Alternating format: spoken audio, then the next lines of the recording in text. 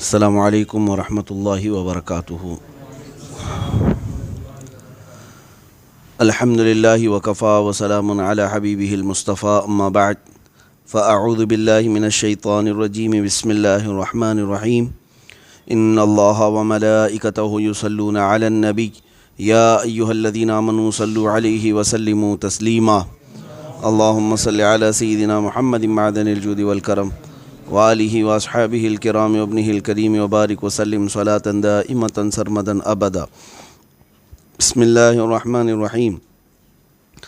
یسألک اہل الکتاب ان تنزل علیہم کتابا من السماء فقد سألوا موسیٰ اکبر من ذلک فقالوا ارنا اللہ جہرۃ فأخذتهم الصاعقۃ بظلمہم ثم اتخذوا العجل من بعد ما جاءتهم البینات فعفونا عن ذلک وآتینا موسیٰ سلطانا مبینا ورفعنا فوقهم الطور بمیثاقهم وقلنا لهم ادخلوا الباب سجدا وقلنا لهم لا تعدوا في السبت وأخذنا منهم ميثاقا غلیظا۔ صدق اللہ مولانا العظیم۔ اے محبوب، اہل کتاب تم سے سوال کرتے ہیں کہ ان پر آسمان سے ایک کتاب اتارو، تو وہ تو موسیٰ سے اس سے بھی بڑا سوال کر چکے کہ بولے ہمیں اللہ کو علانیہ دکھا دو، تو انہیں کڑک نے آ لیا۔ ان کے گناہوں پر پھر بچھڑا لے بیٹھے، بعد اس کے کہ روشن آیتیں ان کے پاس آ چکیں تو ہم نے یہ معاف فرما دیا، اور ہم نے موسیٰ کو روشن غلبہ دیا۔ پھر ہم نے ان پر طور کو اونچا کیا، ان سے عہد لینے کو، اور ان سے فرمایا کہ دروازے میں سجدہ کرتے داخل ہو، اور ان سے فرمایا کہ ہفتے میں حد سے نہ بڑھو، اور ہم نے ان سے گاڑھا عہد لیا۔ یہ دو آیتیں میں نے تلاوت کی ہے آج سورہ نساء کی۔ یہاں سے ذکر جو ہے اہل کتاب یعنی یہودیوں کا ہے۔ یہود جو ہے سب سے زیادہ نافرمانی کرنے والی قوم ہے۔ بنی اسرائیل ان میں سے خاص طور پر یہودی۔ یہ ایک مرتبہ ان کے بڑے علماء حضور پاک صلی اللہ تعالیٰ علیہ وسلم کے پاس آئے مدینے میں، اس میں کعب بن اشرف اور دوسرے لوگ تھے۔ انہوں نے آ کر کے کیا حضور سے التجا کی کہ یہ قرآن تھوڑا تھوڑا سا جو اترتا ہے ایک بار ہی پورا اتروا دیجیے آپ، تو ہم مان لیں گے۔ قرآن کی ایک ایک آیتیں آتی تھیں زمانے کے تقاضے اور ان حالات کے اعتبار سے، کبھی ایک آیت، کبھی دو آیت، کبھی 5 آیت، جیسا اللہ تبارک و تعالیٰ نے مقرر رکھا تھا اس طرح کی آیتیں اترتی تھی۔ تو یہ آئے اور یوں کہنے لگے کہ ایک ہی ساتھ پورا قرآن اترے تو ہم ایمان لے آئیں گے آپ پر۔ یہ اصل میں ان کو ایمان لانا نہیں تھا، یہ ایک طرح کا مذاق کرنا تھا۔ ظاہر سی بات ہے کچھ لوگ اس طرح کا ڈھیٹ پن کرتے ہیں، اگر ایسا ہوگا تو ہم دیکھ لیں گے، آگے کر لیں گے، کچھ کر سکتے۔ تو اللہ تبارک و تعالیٰ نے ان کے جواب میں ارشاد فرمایا کہ اے محبوب، یہ کہہ رہے ہیں کہ قرآن ایک بار آپ پر اتر جائے تو یہ آپ کے پیچھے چلیں گے، بلکہ ان کے جو باپ دادے تھے بڑے بڑے لوگ، یہ اس سے بھی بڑے بڑے سوالات حضرت موسیٰ علیہ السلام سے کرتے تھے۔ موسیٰ علیہ السلام جب ان کو کہتے کہ ایمان لے آؤ، تو ایک ہوتا ہے دلائل پوچھتے ہیں کہ آپ جس طرف بلا رہے ہیں اس کی دلیل کیا ہے، ایک ہوتا ہے یہ دلیل پوچھنا، اور ایک ہوتا ہے آدمی کے دل میں پہلے سے انکار موجود ہو، ایسا کر کے دکھا دو تو میں جان لوں، سوئی میں سے اونٹ کو داخل کرا کے دیکھو، سوئی میں کے ناکے میں سے میں جان لوں، آسمان سے فلاں چیز اتار کے دکھا دو تو میں جان لوں۔ یہ چیزیں بندہ جو ہے ڈھیٹ پن میں کرتا ہے۔ ایک ہے دلیل پوچھنا، حق کی جستجو کے لیے، حق کی تلاش کے لیے بندہ دلیل پوچھتا ہے، اس پر ثواب بھی ہے اس کو کہ سوال کرے گا اور علم میں اضافہ کرے گا۔ اور ایک ہوتا ہے سامنے والے کو زیر کرنے کے لیے پوچھتا ہے۔ اب یہودیوں کی یہی طبیعت ہوا کرتی۔ تو اللہ کے حبیب صلی اللہ تعالیٰ علیہ وسلم ہمارے آقا کے پاس جب انہوں نے ایسے سوالات کیے کہ ایک بار کی پورا قرآن اترے گا، قرآن تو 23 سال میں اترا ہے نا، پورے 23 سال لگ گئے قرآن پاک کو اترتے اترتے، جس میں سے 13 سال مکہ کے ہیں اور 10 سال مدینہ طیبہ کے ہیں۔ ان پورے 23 سال میں قرآن اترا ہے۔ اب یہ اس کے بیچ میں یہ یہودی کہتے تھے کہ یہ تھوڑا تھوڑا اترتا ہے، ایک بار پورا اتر جائے، تو اللہ تعالیٰ نے جواب میں فرمایا اے محبوب صلی اللہ علیہ وسلم، اس سے آپ کبیدہ خاطر نہ ہوں، اس سے غم یا ملال اپنے اوپر لانے کی ضرورت نہیں، کیونکہ ان کے بڑے جو تھے وہ اس سے بڑے بڑے سوالات کرتے تھے موسیٰ علیہ السلام سے۔ وہ کیا کرتے تھے وہ بھی اللہ تعالیٰ نے فرمایا فَقَالُوا أَرِنَا اللَّهَ جَهْرَةً۔ اے موسیٰ علیہ السلام جب ان کو ایمان لانے کی بات کرتے تو کیا کہتے ہیں؟ موسیٰ ہم اللہ کو کھلے طور پر دیکھنا چاہتے ہیں تب ہم ایمان لائیں گے، یعنی بالکل ظاہری طور پر اللہ ہم کو نظر آ جائے پھر ہم آپ کو مان لیں گے، ایمان لے آئیں گے۔ یہ تو بہت بڑی چیز پوچھ رہے ہو۔ یہ یہودیوں کی عادت تھی، اس طرح کے سوالات کرتے موسیٰ علیہ السلام سے، تو اللہ تعالیٰ نے کیا فرمایا فَأَخَذَتْهُمُ الصَّاعِقَةُ، تو ایک بجلی اور کڑک نے جو ہے نا ان کو گھیر لیا۔ ہاں، ایسے سخت عذاب میں گرفتار ہو گئے کہ چیخ و پکار کرنے لگے کہ نہیں نہیں نہیں ہمارا پرانا مطالبہ چھوڑ دو، نہیں اب نہیں دیکھنا چاہیں گے۔ ان کو جو سختیاں آتی تو توبہ کر لیتے پھر۔ تو اللہ تعالیٰ فرماتا ہے کہ یہ اپنے ظلم کی وجہ سے، اپنے گناہوں کی وجہ سے ڈھیٹ پن کرتے تھے، اور پہلے پارے میں ہی یہ آیتیں گزر بھی چکی ہیں، تفسیر میں عرض کیا گیا تھا، وہاں پر بھی ان لوگوں نے یہی کہا کہ موسیٰ علیہ السلام سے یہ کہتے تھے کہ آپ جو ہے اللہ تبارک و تعالیٰ کی بارگاہ میں ہمیں بلاتے ہیں اور ہم تو خدا کو دیکھے ہی نہیں ہیں، کیسے ہم ایمان لے آئیں گے؟ تو وہ یوں کہتے تھے۔ تو اللہ تبارک و تعالیٰ نے وہاں پر بھی جو ہے یہی فرمایا۔ یہ ہے آیت کریمہ، اس میں سورہ بقرہ کی آیت نمبر 55، وَإِذْ قُلْتُمْ يَا مُوسَىٰ لَن نُؤْمِنَ لَكَ حَتَّىٰ نَرَى اللَّهَ جَهْرَةً۔ یاد کرو اے موسیٰ، جب تم نے کہا اے موسیٰ ہم ہرگز تمہارا یقین نہیں لائیں گے، یہ یہودیوں کے بارے میں ہی کہہ رہے ہیں، جب تک کہ خدا کو ہم ظاہری طور پر نہ دیکھ لیں، یعنی کھل کر کے یہ دیکھنا چاہتے تھے۔ وہاں پر بھی پہلے پارے میں بھی یہ آیت آئی ہے، اللہ تعالیٰ نے فرمایا کہ پھر ان کو بجلی اور کڑک نے آ کر کے گھیر لیا تو پھر تل ملانے لگ گئے۔ جس چیز کی تمہارے اندر تاب نہیں ہے اس چیز کی خواہش کیوں کرتے ہو؟ جس چیز کی تمہارے اندر اٹھانے کی طاقت نہیں ہے اس چیز کا سوال کیوں کرتے ہو؟ تو مستحیل اور محال چیزوں کا سوال کرنا بھی جائز نہیں ہے۔ یہ یہودیوں کی اس عادت پر میں ایک بات عرض کر دوں، شان نزول تو اس کا یہی ہے کہ اللہ تبارک تعالیٰ نے ان کے رد میں ہی یہ آیت نازل فرمائی، جو مدینے کی یہودی حضور سے پوچھنے آئے تھے کہ آپ پورا قرآن ایک ہی بار کیوں نہیں آپ کے اوپر آتا ہے؟ تو اللہ تعالیٰ نے جواب میں فرمایا، اس سے بڑی بڑی چیزیں بھی ان کے بڑے دادے پوچھتے رہے، ایسے ہی سوالات کرتے تھے۔ مجھے کچھ لوگوں کے متعلق یہ بھی سننے میں ملا کہ فی زمانہ ایک بڑی گمراہی کا راستہ کھلتا جا رہا ہے پیروں کے ذریعے سے۔ میں سارے پیروں کو نہیں کہتا، سارے مشائخ کی بات نہیں کرتا، پیران نظام مشائخ اہل سنت اپنے سر آنکھوں پر، لیکن کچھ گمراہ ہیں، کچھ گمراہ گر ہیں جن کو شریعت سے کوئی تعلق نہیں۔ ان جعلی پیروں کا ایک دعویٰ یہ بھی ہے کہ ان کے مریدوں کو یہ کہتے ہیں کہ ہم خدا دکھا کر مرید کرتے ہیں۔ ہاں، یہ بات سننے کو بھی آئی، اور مرید فخر سے کہتا بھی ہے کہ کیا آپ نے خدا کو دیکھا ہے؟ تو سامنے والا کہے گا کیسے دیکھ سکتے ہیں ہم؟ تو کہتے ہمارے حضرت تو بغیر دکھائے تو مرید بھی نہیں کرتے۔ ایک ایسا ہی شخص ہم سے ٹکرایا، ہم نے پوچھا کہاں دکھاتے ہیں تمہارے پیر صاحب؟ کہا بکرے کے بھیجے میں دکھاتے ہیں۔ ہاں، بکرا ذبح کرتے ہیں، بھیجا نکالتے ہیں، اور اس میں جو ہے پیر صاحب جو ہے خدا کو دکھاتے ہیں، معاذ اللہ رب العالمین۔ یہ بھیجے کا ان سے پیر صاحب سے کیا تعلق ہے مجھے آج تک سمجھ میں نہیں آیا۔ کلیجے میں کیوں نہیں دکھاتے یا پھر دوسری جگہ پر؟ بہرحال لیکن یہ گمراہی کس قدر بڑھ گئی ہے میرے عزیزوں۔ بھولے بھالے لوگوں کو اس نام پر بڑی بڑی چیزیں بتا کر کے ورغلانا کہ یہ علماء تمہیں کیا بتا پائیں گے، یہ شریعت والے کیا جانتے ہیں، آؤ ہمارے پاس، ہم تو خدا تک پہنچائیں گے۔ خدا تک پہنچائیں گے؟ کون سے خدا تک پہنچائیں گے یہ پتہ ہی نہیں ہے۔ جو میرے مصطفیٰ کریم صلی اللہ تعالیٰ علیہ وسلم کا راستہ چھوڑ کر چلے وہ خدا تک جا ہی نہیں سکتا۔ بخدا خدا کا یہی ہے در، نہیں اور کوئی مفر مقر، جو وہاں سے ہو یہیں آ کے ہو، جو یہاں نہیں تو وہاں نہیں۔ یہ بات پکی ہے، حضور کا راستہ چھوڑ کر کوئی اللہ تک پہنچ سکے گا؟ اور یہ اپنے گوفے میں بیٹھ کر بڑے بڑے دعوے کریں اور یہ کہیں کہ ہم خدا تک پہنچائیں گے۔ یہودیوں کی یہی صفات تھیں، یہی عادات تھیں، وہ ایسی بڑی بڑی چیزوں کے ڈینگ مارتے تھے، بڑے بڑے دعوے کیا کرتے تھے کہ ہم ایسا کر سکتے ہیں، ویسا کر سکتے ہیں، اور ان کی گمراہی یہاں تک پہنچی کہ وہ انبیاء کرام علیہ السلام کو بھی قتل کرنے لگ گئے۔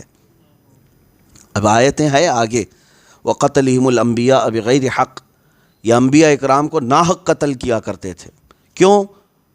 انبیاء اکرام علیہ السلام ان کو غلط روش سے ہٹاتے اور سیدھا راستہ بتاتے تو ان کے جانی دشمن بن جاتے تھے۔ آج ان یہودیوں کی صفات پر کچھ لوگ چلتے ہیں، ان کو اگر آپ گمراہی سے ہٹا کر سیدھے راستے کی دعوت دیں گے، یہ ہمارے جانی دشمن بن جاتے ہیں، یہ پیچھے لگ جاتے ہیں۔ کئی علماء حق کے ساتھ انہوں نے ظلم کا معاملہ کیا ہے، صرف اور صرف یہی کہ ان کے نفس کے خلاف یہ سننا بھی پسند نہیں کرتے۔ ان کی طبیعت کے خلاف کوئی بولے تو اس کے لیے یہ سخت ہو جایا کرتے ہیں۔ بہرحال اللہ کو ظاہری طور پر دیکھنا، علانیہ دیکھنا، کیا یہ ممکن ہے بندے کے لیے دنیا میں؟ اس کے لیے ائمہ اکرام سبوں نے یہی اتفاق کے ساتھ بیان فرمایا۔ قرآن خود کہتا ہے لا تدرکہ الابصار وہو یدرک الابصار، کوئی آنکھ اسے گھیر نہیں سکتی، بلکہ وہ سارے لوگوں کی آنکھوں کو اللہ تبارک تعالیٰ اپنے علم سے احاطہ کیا ہوا ہے، اور اگر آنکھوں میں وہ سما گیا تو محدود ہو گیا، تو کوئی آنکھ ہے ہی نہیں۔ یہاں تک کہ معراج کی شب حضور پاک صلی اللہ تعالیٰ علیہ وسلم نے جو رب ذوالجلال کو اپنے آنکھوں سے دیکھا، اس میں بھی کئی اختلافات آئے۔ اس کی وجہ یہ، میں ان اختلافات کا آج ذکر نہیں کر رہا، لیکن وہ حضور پاک کی شان تھی، ان کی خصوصیت تھی، اللہ جسے عطا کرے، لیکن دوسرے بندوں کے لیے یہ ممکن نہیں ہے۔ اور اس طرح کی طلب رکھنا بھی، جو چیز محال ہے، مستحیل ہے، ناجائز و حرام ہے۔ مانگنے کے سلسلے میں بھی اگر آپ کو یہ کہہ دیا جائے کہ جو چاہے اللہ سے مانگ لو، تو اس میں بھی لمٹ ہے میرے عزیز۔ ایسا نہیں ہے جو چاہو کا مطلب کیا ہے، جو چاہو مانگ لو کا مطلب کیا ہے؟ تو آپ آج کے زمانے میں اللہ تعالیٰ سے یہ مانگ سکتے ہیں کہ اللہ مجھے نبی بنا دے؟ محال ہے۔ میرے آقا صلی اللہ تعالیٰ علیہ وسلم کے ختم نبوت کے بعد وہ خاتم النبیین ہے، اس کے بعد نبی کا ہونا محال ہے، ناممکن ہے۔ تو کسی ناممکن اور محال چیز کا مانگنا حرام ہے، نعوذ باللہ من ذالک۔ کیا مانگنے کا مطلب یہی تمام چیزیں ہیں؟ نہیں، آپ کی بھی لمٹ رکھی گئی ہے۔ وہ چیزیں مانگو جس کا تم خود تحمل رکھتے ہو، اٹھا سکتے ہو، برداشت کر سکتے ہو، اور شریعت میں جس کے جواز کا حکم ہو۔ اور اسی لیے آپ نے بزرگوں سے سنا بھی ہوگا، اکثر جو ہے یہ دعا کرتے ہیں اللہ تعالیٰ آپ کی ساری جائز تمنائیں پوری کرے۔ جائز تمنائیں کا مطلب کیا ہے؟ یعنی تمنا انسان اگر ناجائز کر بھی لے تو اس کے لیے دعا کرنا یا پھر اس کے لیے سفارش کرنا بھی ناجائز و حرام ہے۔ بعض لوگ اس طرح کی خواہشات لے کر کے بیٹھے ہیں، ان کے لیے دعا کرنا بھی ناجائز ہے۔ جائز تمناؤں کی طلب رکھیں۔ اب یہاں پر جو سوال کیا تھا نا یہ یہودیوں نے میرے آقا صلی اللہ تعالیٰ علیہ وسلم کہ پورا قرآن ایک ہی بار کیوں نہیں اتار دیتا اللہ، تو یہ در حقیقت اللہ کے لیے ناممکن تو نہیں ہے۔ اللہ جیسا چاہے اتارے قرآن پاک کو، لیکن مولا تبارک و تعالیٰ وہ اپنی مشیت سے ہر کام کرتا ہے، تمہارے مشورے سے نہیں۔ اللہ کی مشیت میں دخل یہ تو ناجائز ہے۔ کیا تم بتاؤ گے اللہ کو کہ کتنا اتارنا چاہیے، کتنا نہیں اتارنا چاہیے قرآن؟ تم بتاؤ گے؟ یہاں سے ایک چھوٹی سی بات میں آپ کو بتا دوں، اکثر یہ کئی لوگوں سے غلطیاں ہو بھی جاتی ہیں۔ میں نے بزرگ کے متعلق پڑھا، انہوں نے راستہ چلتے ہوئے بیابان میں غالباً بارش برسی، بارش کا موسم نہیں تھا، جیسے ابھی قریب بارش آئی۔ دسمبر میں بارش کا آنا لوگوں کے لیے تعجب کی بات ہے، بارش کے اپنے اوقات ہیں۔ اس بزرگ نے صرف یہ کہا یہ کیا بے موسم بارش ہو رہی ہے، اکثر لوگوں کی زبانوں سے یہ نکلتے ہیں۔ تو غیب سے ندا آئی کہ اے بندے کیا تم فیصلہ کرو گے کہ کس موسم میں بارش برسانا ہے؟ اللہ تبارک و تعالیٰ کا ہر کام اس کی مشیت سے، اس کے ارادے سے ہوتا ہے، وہ بہتر جانتا ہے، پوری کائنات کو چلا رہا ہے۔ ہاں بے ٹائم کے تم کو کیسے پتہ چلا کہ یہ بے ٹائم ہے؟ تم کو کیسے پتہ چلا کہ یہ بے موسم ہے؟ تم نے تو صرف حالات کو دیکھا ہے، باقی تمہیں یہ خبر ہے کہ اس بارش کے کتنے ہزار لاکھ کروڑ فائدے ہوں گے جو اللہ جانتا ہے، وہ اللہ بہتر جانتا ہے۔ تو اس طرح کی چیزیں جب کہنے کو منع کیا گیا ہے کہ اللہ تبارک و تعالیٰ کے ارادے اور مشیت پر تم کلام بھی نہ کرو، تو سوال کرنا تو بہت بڑا جرم ہے۔ اس طرح کا سوال کرنا کہ اللہ تعالیٰ ایسے کیوں نہیں اتارا، ویسے کیوں اتارا۔ تو یہاں سے ایک چیز میں بتا دوں، اس آیت کریمہ کی تشریح کرتے ہوئے بزرگوں نے جو ہمارے لیے معاملات بیان کیے ہیں کہ کسی سے سوال بھی کریں تو وہ سوال کریں جو شریعت میں جائز ہے۔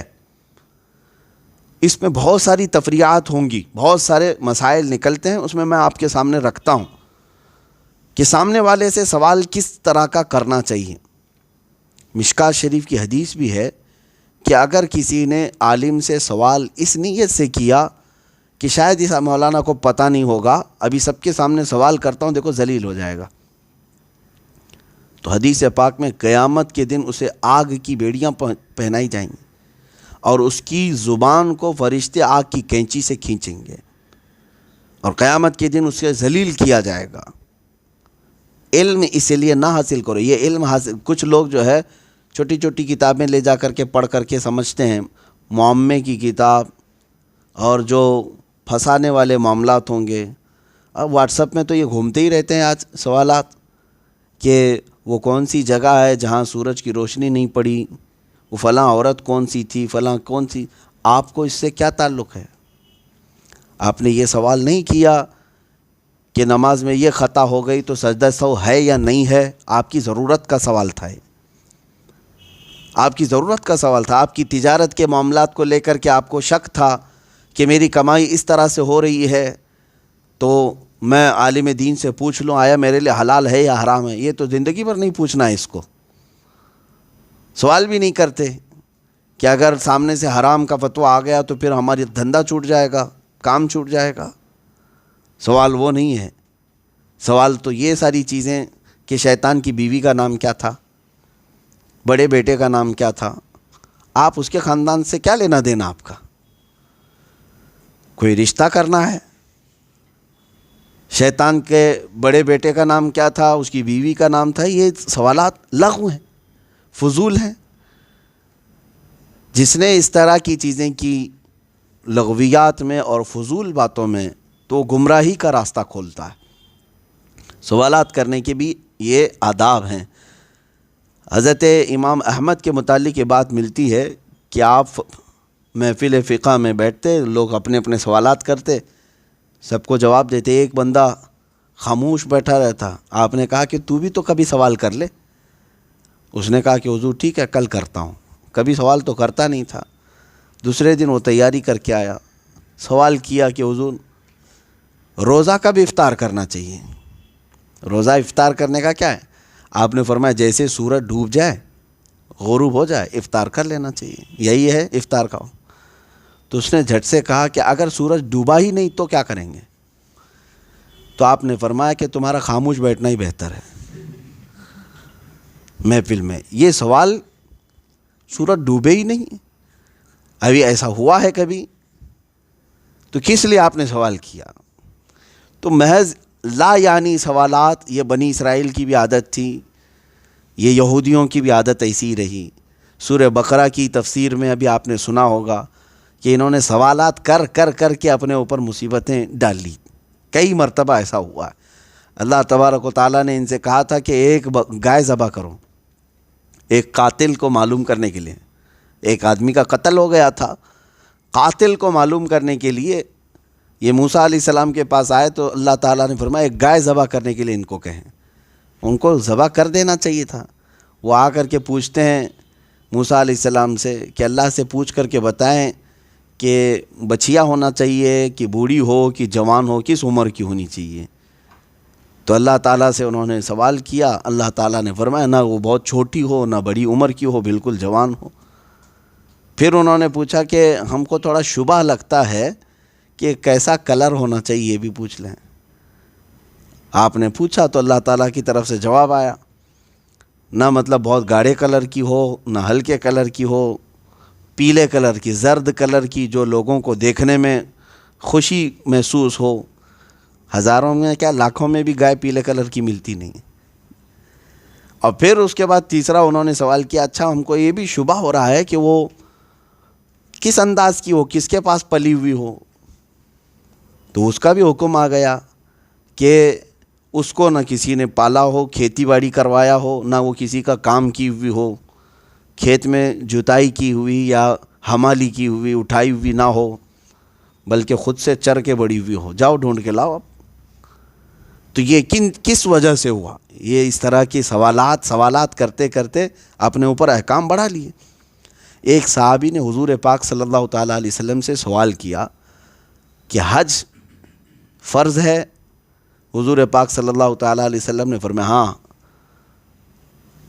حج جو ہے ہر صاحب استطاعت پر، اس کی تفصیل ہے کون صاحب استطاعت ہے، اس پر فرض ہے۔ صحابی نے یہ سوال کیا العامنا یا رسول اللہ، یا رسول اللہ صلی اللہ تعالی وسلم صرف ایک ہی سال یا ہر سال فرض ہے؟ حضور پاک صلی اللہ علیہ وسلم نے فرمایا حج فرض ہے ہر صاحب استطاعت پر۔ انہوں نے پھر پوچھا کہ ہر سال فرض ہے یا زندگی میں ایک بار؟ حضور نے فرمایا حج فرض ہے صاحب استطاعت پر۔ تیسری بار پھر انہوں نے پوچھا تو میرے آقا نے فرمایا، اللہ کے حبیب صلی اللہ علیہ وسلم نے فرمایا، اے میرے صحابہ، اگر میں کہہ دوں تو ہر سال فرض ہو جائے گا۔ وہ زبان جس کو سب کن کی کنجی کہیں، شریعت ہے، اگر میں کہہ دیتا ہر سال فرض ہو جاتا، لیکن آپ کو مطلق کہہ دیا گیا ہے کہ ہر صاحب استطاعت پر حج فرض ہے، اتنا ہی لے کے چلو۔ تو حضور پاک صلی اللہ تعالیٰ علیہ وسلم نے بھی یہاں پر آداب بتائے کہ جب کسی کو حکم دیا گیا، جواب میں مطلق کہہ دیا گیا، جتنا آسان ہے اس پہ عمل کر لو۔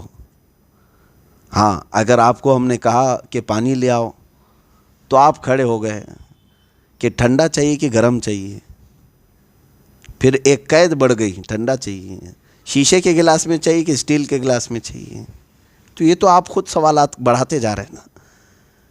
اور اس کے بعد پھر یہ بسلری کا چاہیے کہ بورنگ والا چاہیے کہ مٹکے کا چاہیے، یہ تو آپ سوالات بڑھاتے جائیں گے، وہ قید بڑھتی جائے گی۔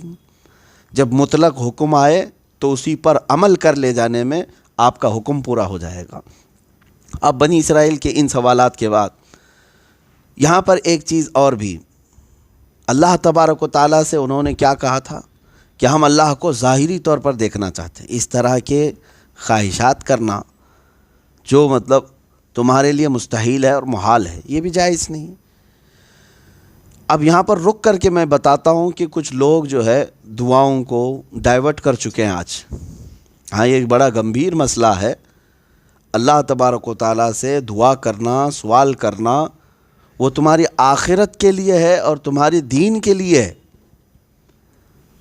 جیسے اللہ تعالیٰ نے قرآن میں خود سکھایا نا، ربنا آتنا فی الدنیا حسنہ، تم دعا کرو کہ اے اللہ ہمیں دنیا میں اچھی چیز عطا کر اور آخرت میں بھی اچھی چیز عطا کر، وفی الآخرۃ حسنہ۔ تو اس میں سب کچھ آ گیا۔ لیکن اب جو ہے کئی لوگوں کا طریقہ یہ ہے، مثال کے طور پر چند دنوں پہلے ایک خاتون ہم سے سوال کرنے لگی کہ پچھلے 6 سال سے میں تہجد کی نماز پڑھ رہی ہوں، توجہ چاہتا ہوں، پچھلے 6 سال سے وہ تہجد کی نماز پڑھ رہی ہے۔ اتنی بات تو بہت اچھی ہے۔ اس زمانے میں پرفتن دور میں کوئی اگر لڑکی تہجد کی نماز پڑھتی ہے تو کمال کی بات ہے۔ باقی پڑھتی ہوگی تبھی تہجد پڑھتی ہوگی۔ میں نے تعریف بھی کیا اور دعا بھی کیا، بہت اچھا ہے بیٹا، تہجد کی نماز پڑھتی ہے اور کبھی دعا مس نہیں کرتی رات کے وقت، وظیفہ اور دعا۔ لیکن آخر میں جو اس نے کہا وہ کس لیے کہ ان کو کسی شخص سے محبت ہے، پیار ہے، کہ وہ تہجد میں اللہ سے اس کو مانگتی رہتی ہے۔ اللہ اکبر، تمہارے 6 سال کی تہجد وہ ایک لڑکے کے لیے تھی، اللہ کے لیے نہیں۔ عبادتوں کو تم نے دنیا حاصل کرنے کا ذریعہ بنایا۔ ارے کوئی جائز چیز کے سوال کے لیے اگر ہم سے کوئی یہ پوچھتا کہ میں پچھلے 10 سال سے رات کو اٹھ کر کے تہجد پڑھتا ہوں یا درود پڑھتا ہوں، میری تمنا یہ ہے کہ میرے آقا کو ایک بار دیکھ لوں۔ یہ بات تو تھی کمال کی کہ تم نے ایک بہت بڑے مقام کے لیے اپنے آپ کو تم ایک مجازی عشق اور محبت کے لیے تہجد کی بات کر گئے۔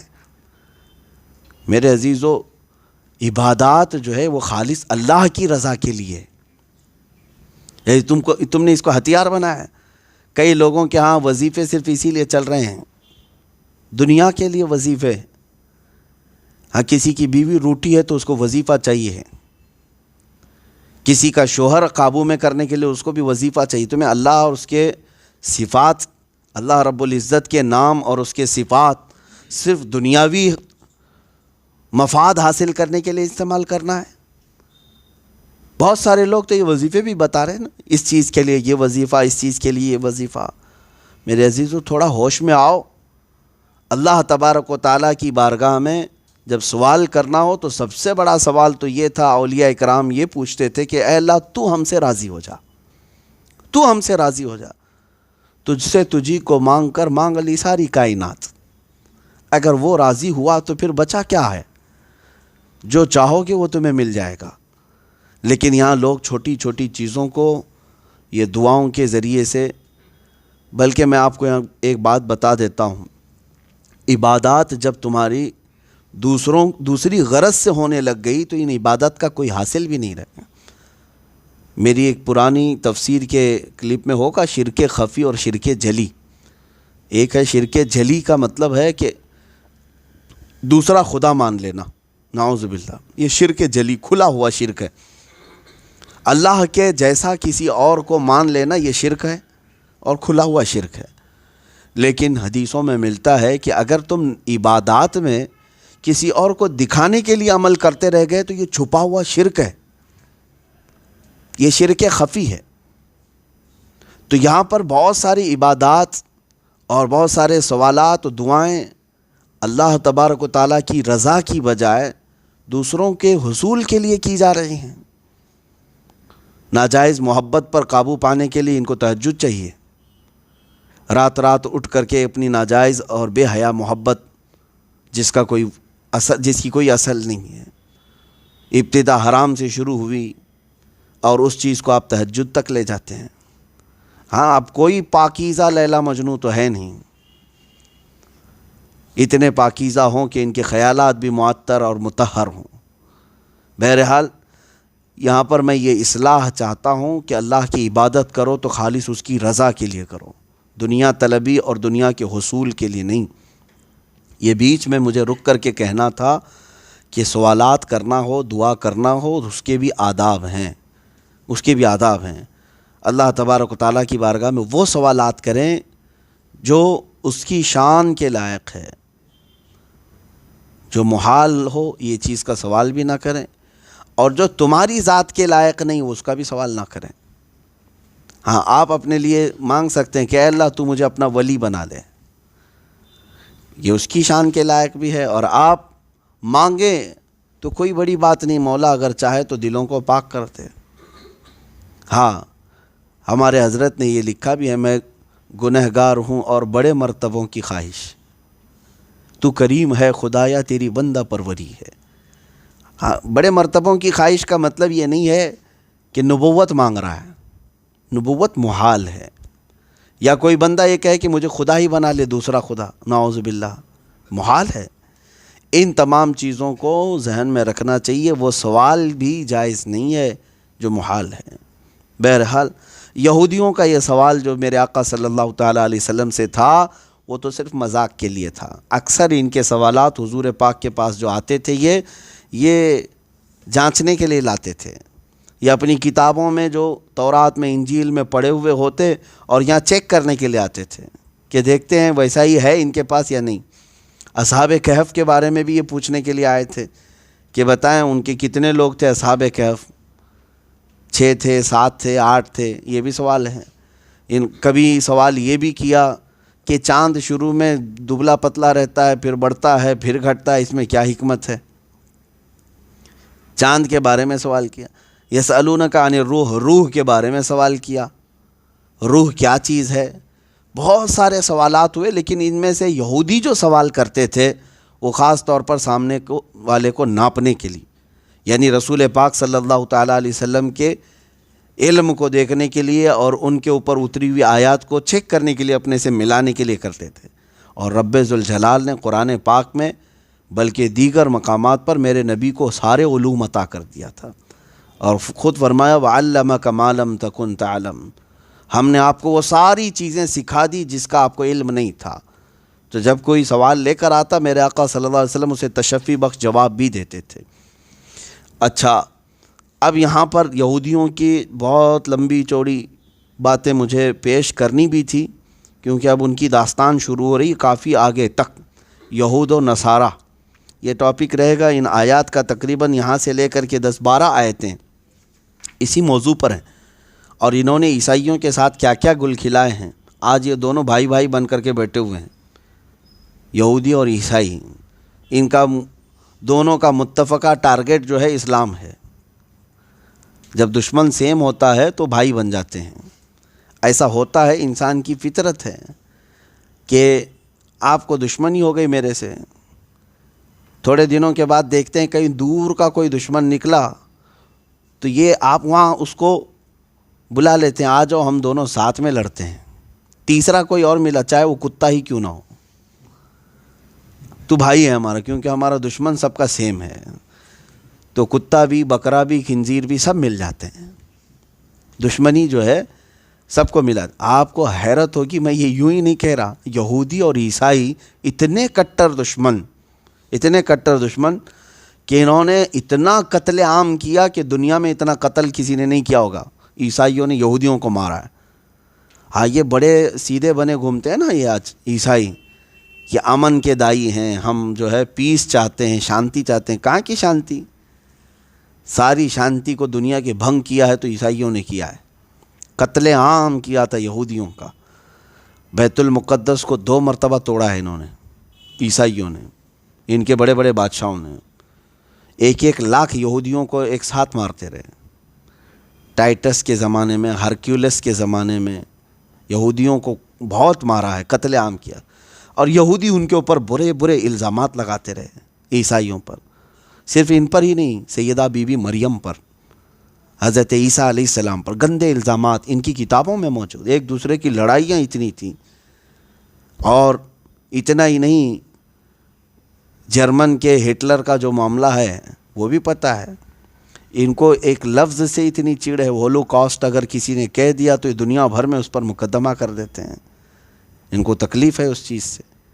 60 لاکھ یہودی مارے گئے تھے، بڑی مشہور بات ہے، جب یہ داستان آئے گی تو ہم اس کو بھی سنائیں گے، اس کی حقیقت کیا ہے۔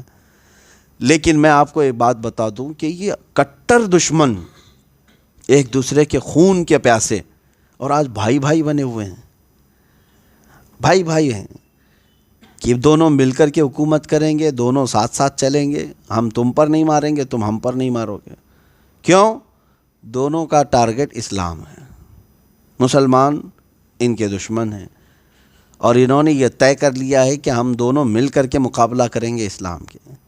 میں کہتا ہوں یہ دونوں کیا اور 200 دیگر مذاہب اور ادیان مل جائیں اور کریں اسلام کا مقابلہ۔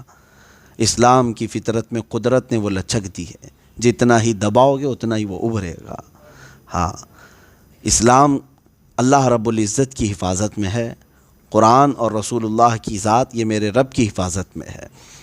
تو یہ یہاں سے یہودیوں کی وہ بدکاریوں کا بھی ذکر اللہ نے فرمایا ہے۔ یوں ہی آپ کو یہ نہیں کہا گیا ہے کہ غیر المغضوب علیہم ولا الضالین، ہم ہر فاتحہ میں پڑھتے ہیں نا، کیا مطلب؟ مغضوب انہی کو کہا گیا یہودیوں کو جن پر اللہ کا غضب ہوا۔ ضالین سے مراد عیسائی ہیں جو راستہ بھٹکے ہوئے ہیں۔ تو اللہ تبارک و تعالیٰ نے ہمیں دعا سکھائی کہ تم نمازوں میں بھی یہی دعا کرو کہ اللہ یہ بھٹکے ہوئے اور مغضوب جن پر غضب ہوا ان کے راستے پر ہمیں نہ چلا۔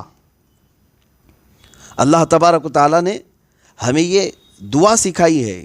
کون سی دعا؟ غیر المغضوب علیہم ولا الضالین پڑھتے ہیں نا۔ مغضوب کا مطلب جن پر غضب ہوا وہ یہودی ہیں، ضالین کا مطلب بھٹکے ہوئے، راستہ ہٹے ہوئے، یہ عیسائی ہیں۔ تو ان دونوں کے راستے سے پناہ مانگنے کا حکم آیا ہم کو یوں ہی نہیں آیا، یہ بڑی شریر قوم ہے، بڑی شریر قوم ہے پوری دنیا کی، اور قرآن نے ان کی شرارتیں اس زمانے کی بھی گنا دی ہیں، آج بھی وہ اسی شرارت پر باقی ہیں، اسی شرارت پر باقی ہیں۔ رب تعالیٰ فرماتا ہے کہ یہ کہتے تھے کہ اللہ کو ہم کو کھلے طور پر دکھا دو تو ہم مان لیں گے موسیٰ علیہ السلام کے پاس۔ پھر جب بجلیاں آئی پکڑی ان کو، ان پر آسمان گرا دیا گیا تھا، آسمان کو قریب کر دیا گیا تھا بادلوں کو، یہ ڈر کے مارے سب پھر توبہ کرنے لگے کہ ہم باز آتے ہیں۔ آپ اگر پڑھیں گے تو ان پر 5 قسم کے عذابات اللہ نے بھیجے۔ فارسلنا علیہم الطوفان والجراد والقمل والضفادع والدم، اللہ تعالیٰ نے ان پر طوفان بھیجا، اور پھر ٹڈیوں کا عذاب بھیجا۔ ٹڈی جانتے ہیں؟ جو ابھی تھوڑے دنوں پہلے اس کا ایک سیلاب آ گیا، چھوٹے چھوٹے پتنگے کیڑے ہوتے ہیں، ان کا عذاب آ گیا تھا یہودیوں پر، اتنا کہ جہاں دیکھے ٹڈیاں، ان کے پورے گھر میں، ان کے برتن میں، ان کے کھانے میں، سب جگہ ٹڈیاں۔ یہ رو رو کر کے توبہ کرتے تھے موسیٰ علیہ السلام کے پاس، پھر وہ عذاب ٹل جاتا تھا۔ پھر ان کے اوپر جوؤں کا عذاب بھی آیا ہے۔ جوئیں جو ہوتی ہیں نا سروں میں، وہ اتنی ڈال دی گئی تھی کہ ہر جگہ جوئیں ہی جوئیں تھیں، کھانا کھائیں تو اس میں بھی۔ پھر توبہ کیے، پھر وہی شرارت، پھر اللہ نے مینڈکوں کا عذاب بھیجا ہے ان کو۔ یہ ایسی شریر قوم ہے کہ ہر عذاب چکھ چکی ہے۔ پھر اس کے بعد توبہ کیے، 5ویں مرتبہ خون کا عذاب آیا ہے۔ ان کے سارے کنویں، ان کے سارے پانی خون ہو گئے۔ کھانا بناتے اور کھانے کے لیے بیٹھتے، منہ میں ڈالتے تو خون ہو جاتا۔ لیکن یہ ایمان والوں کے ساتھ نہیں تھا۔ ایمان والے جب کھانا کھاتے تو اچھا ہی کھاتے تھے۔ تو یہ جو ہے نافرمان ان کے پاس جا کر کہتے تھے کہ تم جو ہے پانی پیتے ہو، ہم کو بھی پلا دو، تو وہ پانی ان کے ہاتھ سے لے کے پیتے، ان کے منہ میں جاتا، پھر خون بنتا۔ یہاں تک کہ ان کو کلی کرنے کے لیے کہتے کہ تمہارے منہ میں تو خون نہیں بن رہا ہے، تم پانی اپنے منہ میں لو اور ہمارے منہ میں کلی کرو۔ وہ ایمان والے اپنے منہ میں لے کر کے پانی ان کے منہ میں کلی کرتے، ان کے منہ میں پہنچتے، پھر خون بنتا۔ وہ اللہ کا عذاب تھا۔ پھر توبہ کرتے، 1 2 نہیں، کئی عذابات کا ذکر ہے قرآن پاک میں۔ تو ان عذابات کو اللہ تبارک و تعالیٰ نے بار بار ان سے دور بھی کیا، ان کی توبہ کو قبول کرتے ہوئے۔ وہ رحمان ہے اور رحیم ہے۔ یہاں پر اللہ تعالیٰ فرماتا ہے ثم اتخذوا العجل من بعد ما جاءتهم البینات، پھر انہوں نے بچڑے کی پوجا شروع کر دی تھی۔ اس کا ذکر گزر چکا ہے، پھر میں انشاءاللہ اگلی تفسیر میں کروں گا۔ یہ بچڑے کی پوجا میں لگ گئے۔ وہ بچڑا کون سا تھا؟ انہوں نے جو ہے سونے چاندی کو پگھلا کر کے ایک بچڑا بنایا تھا، اور وہ بچڑا بولنے کے قابل ہو گیا تھا، سیل اور بیٹری سے نہیں۔ 3000 سال پہلے کی بات کر رہا ہوں کہ بچڑا جو ہے بولنے لگ گیا تھا۔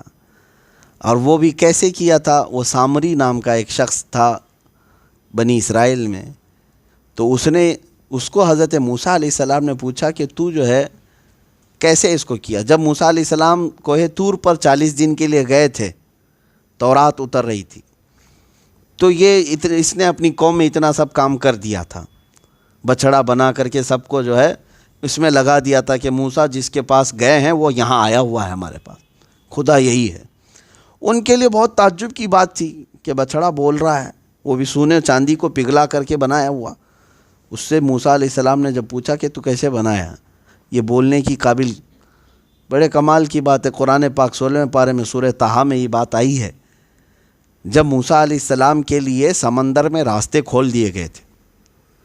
آپ اپنی قوم کو لے کر کے جب نکلے تو 12 راستے نکل گئے تھے سمندر میں، آپ چل پڑے، اور فرعون اسی راستے میں آنا چاہتا تھا اپنے لشکر کو لے کر، اللہ نے پانی کو ملا دیا۔ یہ واقعہ موجود ہے۔ وہ غرق ہو گئے، فرعون کا پورا لشکر اور فرعون غرق ہو گیا۔ لیکن موسیٰ علیہ السلام 12 راستوں سے اپنے قبیلے کو لے کر کے جو آئے، سامری جو ہے وہ موسیٰ علیہ السلام کے ساتھ تھا۔ وہ کہتا ہے کہ میں دیکھ رہا تھا کہ موسیٰ علیہ السلام کا گھوڑا پکڑ کر کوئی سامنے چل رہا ہے، وہ کوئی نوری مخلوق ہے۔ وہ جبرائیل علیہ السلام تھے۔ وہ جبرائیل انبیاء اکرام علیہ السلام کی خدمت میں آیا کرتے تھے۔ وہ موسیٰ علیہ الصلوۃ والتسلیم کے سامنے چل رہے تھے۔ تو یہ سامری کہتا ہے کہ وہ فرشتہ جیسے آگے آگے چل رہا تھا، میں اس کے پیروں کے نیچے کی مٹی اٹھا رہا تھا، اور پھر وہ چیز لے کر کے اس سامری نے اس بچھڑے میں ڈال دیا اور اس کو بولنے کے قابل بنایا۔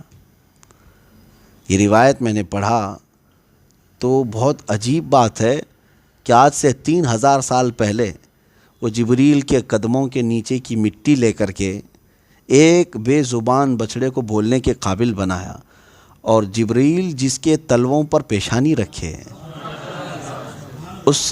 اس روحی فدا صلی اللہ علیہ وسلم کے قدموں کے نیچے کی دھول، کیا وہ خاک شفا نہیں ہو سکتی؟ ہاں میرے عزیزو، گونگوں کو بھی بولنے کے قابل بنا سکتی ہے، بلکہ وہ مدینہ طیبہ کی غبار جس پر میرے آقا کے قدم پڑے ہیں وہ ہزاروں بیماریوں کا خود ہی علاج رکھتی ہے۔ اللہ تبارک تعالی ہم سب کو کہنے سننے سے زیادہ عمل کی توفیق عطا فرمائے۔ پھر اللہ تعالیٰ نے فرمایا کہ انہوں نے بچھڑے کی پوجا شروع کی جبکہ ان کے پاس کھلی ہوئی آیتیں آ گئی تھی، روشن باتیں آ گئی تھی۔ فعفونا عن ذلک، بعد میں جب اللہ تبارک و تعالیٰ نے ان کی توبہ کو معاف فرمایا اور ان کو درگزر کر دیا، اور ہم نے موسیٰ کو روشن غلبہ دیا۔ یہاں تک یہ 2 آیتیں ہیں۔ اس کے بعد کی بھی آیتیں میں نے پڑھی ہیں، وقت زیادہ ہو چکا، اگلی تفسیر میں عرض کروں گا کہ ان کی نافرمانیاں کیا کیا تھیں، یہ اپنے رب کی نافرمانی اور نبیوں کی نافرمانی کیسے کیسے کرتے تھے کہ ان کو سجدے کا حکم ہوتا تو یہ سورین گھستے ہوئے جاتے تھے، جو چیز ان کو تسبیح پڑھنے کے لیے کہا جاتا تھا تو کچھ الگ گانے لگتے تھے۔ تو یہ سب ان کی نافرمانیاں تھیں یہودیوں کی، جس کی وجہ سے اللہ تعالیٰ کا ان پر عذاب، اور یہ عذاب قیامت تک ان پر ہے، لعنت اللہ تعالیٰ کی ہے، یہ مغضوب علیہم ہے۔ اللہ ان کی شرارتوں سے پوری امت مسلمہ کو محفوظ فرمائے۔ وآخر دعوانا ان الحمد للہ رب العالمین۔